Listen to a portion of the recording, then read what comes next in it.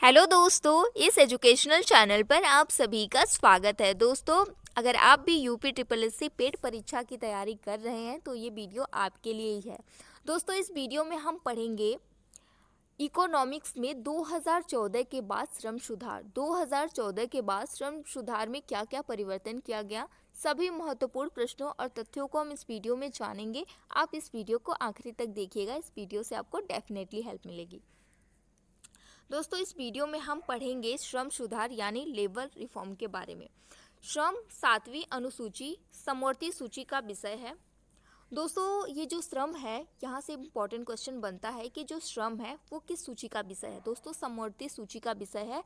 समवर्ती सूची का मतलब होता है कि केंद्र और राज्य दोनों को श्रम संबंधी मुद्दों पर कानून बनाने की अनुमति मिलती है।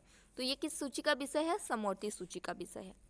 अगला पॉइंट है, भारत में कुल 44 श्रम कानूनों में से 12 श्रम कानून 2014 के पहले ही निरस्त किए जा चुके। क्वेश्चन आपसे पूछा जाएगा कि भारत में कितने कानूनों को 2014 के पहले ही निरस्त कर दिया गया? 12 श्रम कानून को। अगला प्रश्न है, वेतन संबंधी संहिता पहले ही संसद द्वारा सर्वसम्मति से कब पारित की गई? दोस्तों, वेतन संबंधी संहिता को अगस्त 2019 में ही संसद द्वारा सर्वसम्मति से पारित किया गया। सरकार ने 50 करोड़ श्रमिकों को न्यूनतम मजदूरी तथा समय पर वेतन मिलने का कानूनी अधिकार दिया। दोस्तों, न्यूनतम मजदूरी अधिनियम कब आया था? ये आया था 1948 ईस्वी में। न्यूनतम मजदूरी अधिनियम, ये भी प्रश्न इम्पोर्टेंट है। श्रम संहिताओं में 4 संस्करण शामिल हैं। पहला है वेतन संहिता अधिनियम जो कि 2019 में आया। दूसरा, औद्योगिक संबंध संहिता विधेयक 2020 में आया। तीसरा है सामाजिक सुरक्षा संहिता विधेयक 2020 में आया। व्यवसायिक सुरक्षा, स्वास्थ्य और काम करने की स्थिति संहिता विधेयक 2020 में आया। अगला पॉइंट है, श्री गंगावार ने कहा, प्रधानमंत्री नरेंद्र मोदी का 3 मंत्र है। पहला है परफॉर्म, दूसरा है रिफॉर्म, तीसरा है ट्रांसफॉर्म। इसी मंत्र को अमल करते हुए हमारी सरकार ने 2014 से श्रमिकों के कल्याण हेतु मुख्य कदम उठाए। दोस्तों, इन तीनों का क्या मतलब है? परफॉर्म का मतलब है, सुनी होता है परफॉर्मेंस, प्रतिभा, मतलब कि दिखाना, प्रदर्शित करना। रिफॉर्म का मतलब है सुधार करना और ट्रांसफॉर्म का मतलब होता है बदलाव करना। श्रमेव जयते का उद्देश्य श्रमिकों की वेतन सुरक्षा, काम करने के वातावरण की सुरक्षा, सामाजिक सुरक्षा है। दोस्तों, श्रमेव जयते का उद्देश्य क्या है? श्रमिकों की वेतन सुरक्षा और काम, इन सब का ध्यान रखना। श्रमेव जयते का नारा किसने दिया? इंदिरा गांधी ने दिया था श्रमेव जयते का नारा, ये भी इम्पोर्टेंट है। अगला पॉइंट है, व्यवसायिक सुरक्षा एवं स्वास्थ्य संहिता विधेयक 2020 में 13 श्रम कानून, औद्योगिक संबंध संहिता विधेयक 2020 में 3 श्रम कानून, उसके साथ तीसरा जो है सामाजिक तथा सुरक्षा संहिता विधेयक 2020 में 9 श्रम कानून समाहित किए गए हैं। अगला पॉइंट है, श्रम संबंधी संसदीय स्थायी समिति की 233 सिफारिशों में से 74% सिफारिशों को स्वीकार करते हुए इन संहिताओं को अंतिम रूप दिया गया था। इन तीनों संहिताओं को अंतिम रूप दिया गया था 74% सिफारिशों को स्वीकार करने के बाद। श्रमेव जयते के अंतर्गत महिलाओं के मातृत्व अवकाश को 12 सप्ताह से बढ़ाकर 26 सप्ताह कर दिया गया। असंगठित क्षेत्र में श्रमिकों और छोटे व्यापारियों को पेंशन देना, ईपीएफ का मतलब क्या होता है?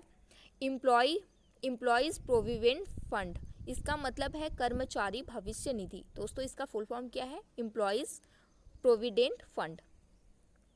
तथा ईएसआईसी, इसका फुल फॉर्म है एम्प्लॉयज स्टेट इंश्योरेंस कॉरपोरेशन, यानी कि कर्मचारी राज्य बीमा निगम। फिर इसके साथ का दायरा बढ़ाना, न्यूनतम मजदूरी को बढ़ाना था। अब अगले पॉइंट की बात करें तो पहले श्रमिक को एक वर्ष में, पहले जो श्रमिक यानी मजदूर थे उनको एक वर्ष में 240 दिन का काम करने के बाद ही, पूरे साल में 240 दिन का काम करने के बाद ही उनको हर 20 दिन पर एक छुट्टी हर 20 दिन पर एक छुट्टी पाने का अधिकार था। ओएसएच संहिता में छुट्टी की पात्रता के लिए 240 दिन की न्यूनतम शर्तों को घटाकर 180 कर दिया गया। दोस्तों पहले क्या होता था कि जो मजदूर थे वो एक साल में पहले 240 दिन काम कर लेते थे, फिर उसके बाद ही उनको 20 दिन पर एक छुट्टी मिलती थी। लेकिन ओएसएच का फुल फॉर्म क्या है? ऑक्यूपेशनल सेफ्टी एंड हेल्थ, मतलब कि व्यवसायिक सुरक्षा और हेल्थ यानी कि स्वास्थ्य। इसके आधार पर इनको 240 दिन से घटाकर ये समय 180 दिन कर दिया गया। अगला पॉइंट है, श्रम मंत्री ने उल्लेख किया कि आर्थिक समीक्षा 2019 के अनुसार राजस्थान राज्य में इस सीमा को 100 से 300 करने के बाद बड़ी फैक्ट्रियों की संख्या के साथ साथ श्रमिकों के रोजगार सृजन में वृद्धि हुई।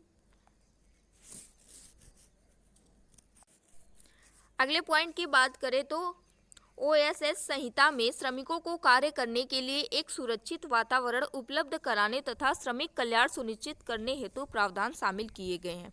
किसमें शामिल किए गए? ओएसएच। इसका मतलब क्या है? ओएसएच का मतलब है ऑक्यूपेशनल सेफ्टी एंड हेल्थ।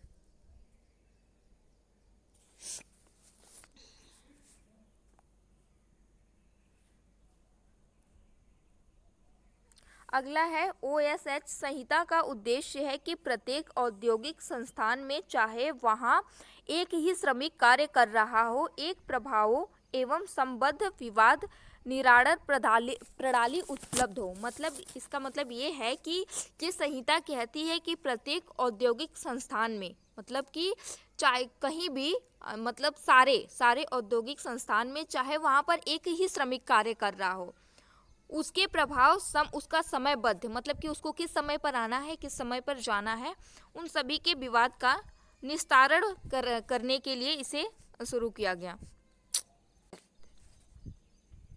सामाजिक सुरक्षा संहिता संगठित एवं असंगठित क्षेत्र के श्रमिकों को व्यापक सामाजिक सुरक्षा के दायरे में लाने का कार्य करेगी। सामाजिक सुरक्षा संहिता संगठित एवं असंगठित क्या करेगी? संगठित एवं असंगठित क्षेत्र के श्रमिकों को व्यापक सामाजिक सुरक्षा के दायरे में लाने का काम करेगी।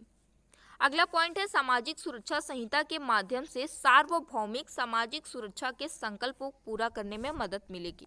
दोस्तों ये पॉइंट इंपॉर्टेंट है, लेकिन आपके क्वेश्चन में ये नहीं पूछा जाएगा।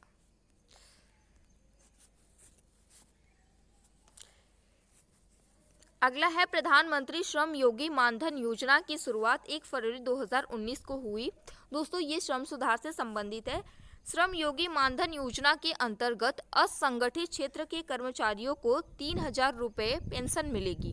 ये इस योजना का प्रावधान था। अगला है इम्पोर्टेंट पॉइंट, केंद्र ने अनुसूची में उल्लेखित निर्वाचित अवधि रोजगार नियम को मार्च 2018 में अधिसूचित किया था। किसी भी श्रमिकों की नौकरी छूट जाती है तो दोबारा उसके रोजगार की संभावना बढ़ाने के उद्देश्य से आईआर संहिता में पहली बार पुनः कौशल रिस्किलिंग फंड का प्रावधान किया गया है। इन श्रमिकों को इसके लिए 15 दिन का वेतन दिया जाएगा। अगला पॉइंट है, 2020 में मध्य प्रदेश में शिवराज सिंह चौहान सरकार ने श्रम में संशोधन कर कई बदलाव करते हुए कारखानों में काम करने की शिफ्ट 8 घंटे से बढ़ाकर 12 घंटे कर दी। पहले 8 घंटा थी, फिर उसके बाद मध्य प्रदेश में शिवराज सिंह चौहान ने इसे बढ़ाकर 8 घंटे से 12 घंटे कर दिया। कब? 2020 में।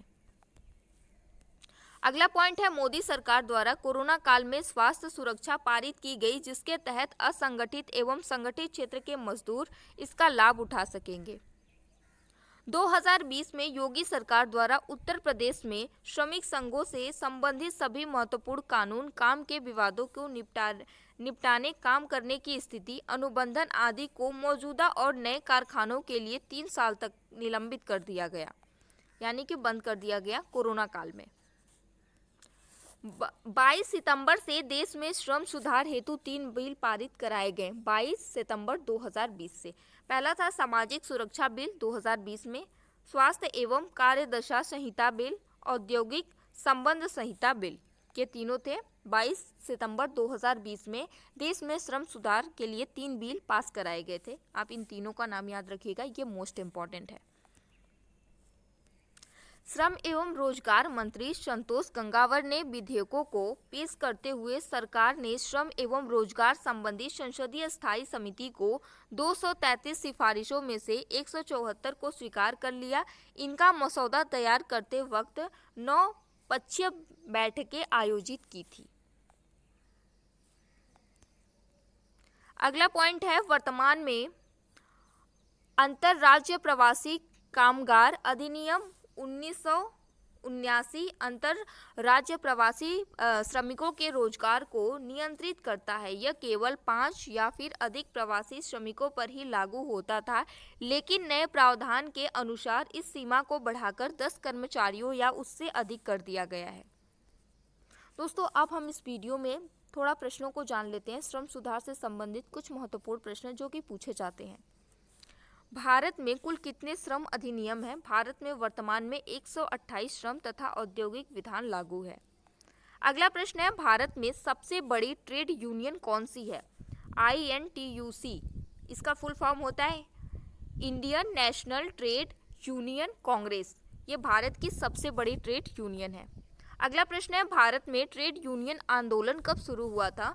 अप्रैल 1918 में गठित मद्रास श्रमिक संघ को आमतौर पर भारत का पहला ट्रेड यूनियन माना जाता है। यानी भारत का जो पहला ट्रेड आंदोलन शुरू हुआ था 1918 में शुरू हुआ था, मद्रास श्रमिक संघ। अगला प्रश्न है, 1920 में ट्रेड यूनियन कांग्रेस के अध्यक्ष कौन थे? 31 अक्टूबर 1920 को अखिल भारतीय ट्रेड यूनियन कांग्रेस के पहले अध्यक्ष थे लाला लाजपत राय। कौन थे? लाला लाजपत राय। अखिल भारतीय ट्रेड यूनियन कांग्रेस भारत में सबसे पुराना ट्रेड यूनियन संघ है। यह भारतीय कम्युनिस्ट पार्टी से जुड़ा हुआ है। इसकी स्थापना 31